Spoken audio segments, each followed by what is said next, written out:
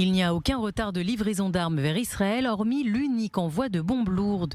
Dans un article du Washington Post, un haut responsable américain réaffirme l'engagement massif des États-Unis auprès de son allié. Il explique que l'administration Biden a inondé Israël d'armes et de munitions depuis le début de la guerre.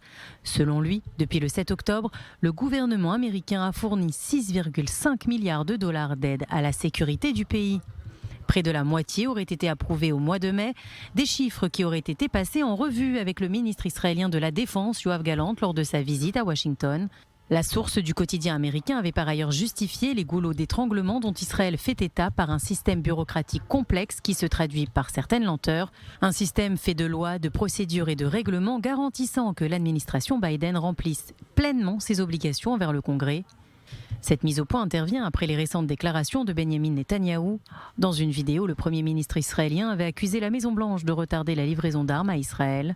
Des propos critiqués à demi-mot mercredi par Yoav Gallant, qui a déclaré qu'Israël et les États-Unis avaient des objectifs communs et que les désaccords sont résolus à huis clos, ce qui est une bonne chose. Des sources proches de Benjamin Netanyahou n'ont pas tardé à réagir, affirmant que le Premier ministre israélien devait parler ouvertement pour garantir d'obtenir ce dont les combattants israéliens avaient besoin, car les différends autour de cette question n'avaient justement pas été résolus à huis clos jusqu'ici.